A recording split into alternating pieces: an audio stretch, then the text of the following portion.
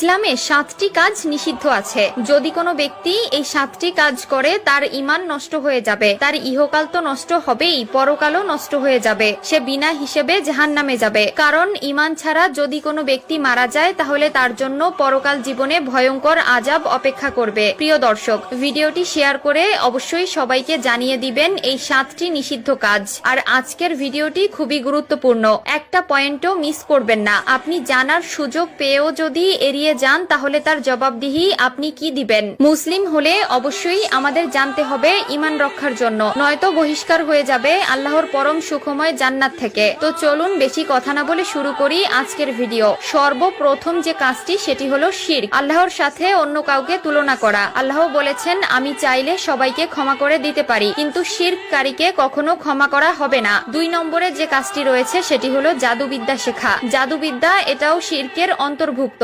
জাদুবিদ্যা যারা শিখে আল্লাহ তাদের ক্ষমা করবে না। 3 নম্বরে যে নিষিদ্ধ কাজটি সেটি হলো অন্যায়ভাবে কাউকে হত্যা করা। বিনা অপরাধে যদি কোনো মানুষ কাউকে হত্যা করে তাহলে সে গোটা পৃথিবীর মানুষকে হত্যা করার পাপ তার আমল নামায় জমা হবে। 4 নম্বরে যে নিষিদ্ধ কাজটি বলা হয়েছে সেটি হলো সুদ খাওয়া। ইসলামে সুদ খাওয়া হারাম, একেবারে কবিরা গুনাহ। আল্লাহ বলেছেন, সুদ খাওয়া, সুদ দেওয়া থেকে বিরত থাকো, আর যদি তা না পারো তাহলে আল্লাহ ও তার রাসূলের সাথে যুদ্ধের প্রস্তুতি নাও। সুদ খেলে মানুষের ঈমান থাকে না, কারণ হারাম টাকায় তৈরি হওয়া দেহ কখনোই জান্নাতে প্রবেশ করবে না। কারণ মুসলিম হতে হলে সর্বপ্রথম আপনার ঈমান টিকিয়ে রাখা প্রয়োজন। ঈমান নষ্ট হওয়া মানে আপনি কাফেরের অন্তর্ভুক্ত হবেন। আল্লাহ আমাদের সবাইকে বোঝার তৌফিক দান করুক, আমিন। 5 নম্বরে যে নিষিদ্ধ কাজের কথা বলা হয়েছে সেটি হলো এতিমের সম্পদ আত্মসাৎ করা। এতিমের সম্পদ আত্মসাৎ করা এটি জঘন্য নিন্দনীয় কাজ, তাদের জন্য জাহান্নাম বরাদ্দ করা রয়েছে। 6 নম্বরে যে নিষিদ্ধ কাজটি বলা হয়েছে সেটি হলো যুদ্ধ থেকে পালিয়ে যাওয়া।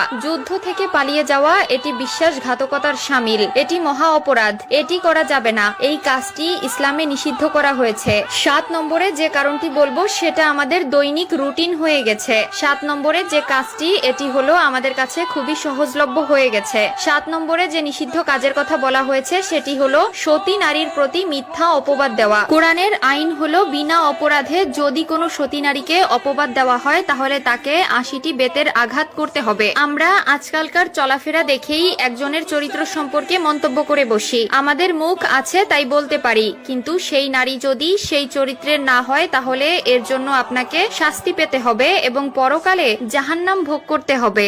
যদি কোনো ব্যক্তি এই 7টি কাজ করে তার ঈমান নষ্ট হয়ে যাবে, তার ইহকাল তো নষ্ট হবেই, পরকালও নষ্ট হয়ে যাবে, সে বিনা হিসেবে জাহান্নামে যাবে। কারণ ঈমান ছাড়া যদি কোনো ব্যক্তি মারা যায় তাহলে তার জন্য পরকাল জীবনে ভয়ঙ্কর আযাব অপেক্ষা করবে। প্রিয় দর্শক, ভিডিওটি শেয়ার করে অবশ্যই সবাইকে জানিয়ে